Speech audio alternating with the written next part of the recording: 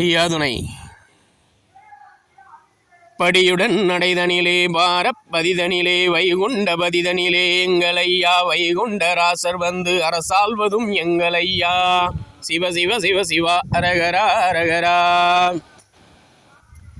மாயந்திருப்பதிதனிலே எங்களையா வைகுண்டராசர் வந்து மேகம் சூழ்ந்த வையகமெல்லாம் ஒரு குடைக்குள் அரசாள்வதும் எங்களையா சிவ சிவ சிவ சிவா அரகரா அரகரா.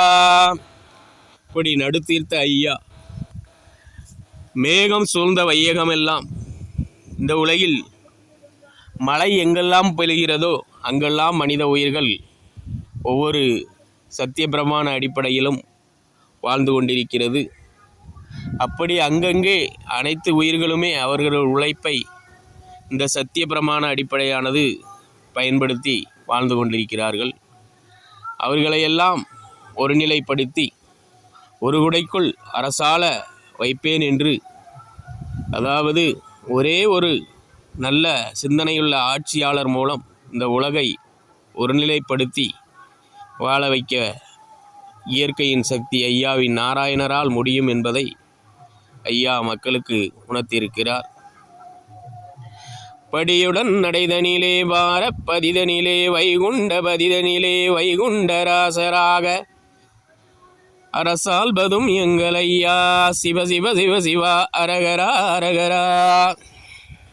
படியுடன் நடைதனிலே இந்த உலகில் ஒவ்வொரு குடும்பமும் தினசரி வாழ வேண்டுமென்றால் இப்பொழுதெல்லாம் எவ்வளவு உழைக்க வேண்டியிருக்கிறது என்பது அனைவருக்கும் தெரிந்திருக்கும்.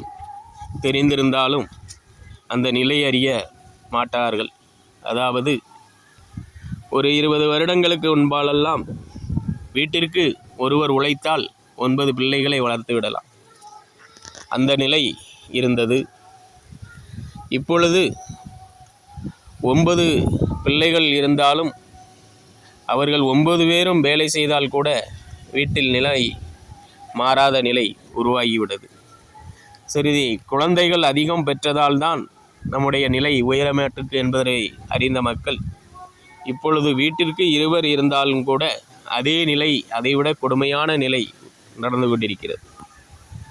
அந்த அளவுக்கு மக்களின் நிலையை மனிதனுடைய சக்தியானது, ஏமாற்று சக்தியானது அறிவியல் மூலமும் ஆன்மீகம் மூலமும் சாதி மூலமும் எத்தனையோ விதமான சின்ன சின்ன மாய வித்தைகளை கடைபிடித்து அந்த மக்களின் உழைப்புகளை சீண்டி கொண்டிருக்கிறார்கள். இப்படி எத்தனையோ விதமாக மக்களுடைய உழைப்பை சுரண்டி அவர்கள் கொள்ளையடித்து வாழ்ந்து கொண்டிருக்கிறார்கள். பாரப்பதிதனிலே இப்பொழுது உலகமெங்கும் அரசியல் நடைமுறைகள் இருந்து மக்களை நாங்கள் நன்றாக வாழ வைப்போம் என்று சத்தியபிரமாணம் செய்து வாழ்ந்து கொண்டிருக்கிறார்கள். அப்படி பெரிய பெரிய அமைப்பாக உருவான அரசியல் இயக்கமெல்லாம் எந்தவித கணக்குகளும் இல்லாமல் மக்களின் உழைப்பை சுரண்டி கோயில்கள் பெயரை சொல்லியும் மதத்தின் மூலமும் சாதியின் மூலமும் எத்தனையோ மில்லியன் கோடிகளை சேமித்து வைத்திருக்கிறார்கள். அப்படி பதிகளுக்கு ஒதுங்கும் விதமாக செய்யப்படும் சட்டங்களை எல்லாம் மாற்றி அவர்கள் ஒதுக்கும் செல்வம் அனைத்தும் மக்களின் கணக்கு வழியாக வந்து அவர்களுக்கு பலன் செல்லும் விதமாக மாற்றி அமைத்து இந்த உலகை ஒரு குடைக்குள் அரசாள வருகிறேன் என்று ஐயா கூறியிருக்கிறார். 4 யுகம் கொண்டு எங்கள் ஐயா வைகுண்டராசராக நாற்சொருவம் கொண்டு தர்மவதி இதித்து அரசால வருவதும் எங்கள் ஐயா சிவ சிவ சிவ சிவா அரகரா அரகரா. இந்த உலகில் இப்பொழுதுள்ள கலியுகம் நிலையை அடைவதற்கு 4 யுகம் நடந்தது என்று நமக்கெல்லாம் போதித்திருக்கிறார்கள்.